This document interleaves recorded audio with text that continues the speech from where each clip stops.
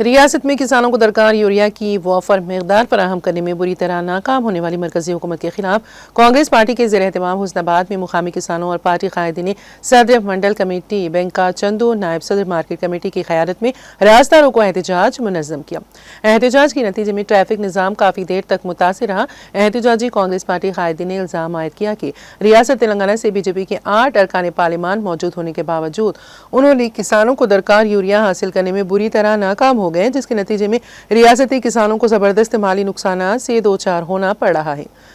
بینکا چندو نائب صدر مارکیٹ کمیٹی نے خطاب میں بتایا ہے کہ chief minister A Revanth Reddy نے 17 مرتبہ دہلی کا سفر کرتے ہوئے مرکزی حکومت سے ریاستی کسانوں کو درکار یوریا حاصل کرنے کی کوشش کی، تاہم مرکزی حکومت نے ریاست سے سونتیلا برتاؤ کیا، جس کے نتیجے میں کسانوں کو دشواری پیش آئی۔ اس موقع پر احتجاجی کارکنوں نے مرکزی حکومت اور وزیر اعظم نریندر مودی کا علامتی پتلا نظر آتش کیا اور مرکزی حکومت کے خلاف اپنی شدید ناراضگی اور برہمی کا اظہار کیا۔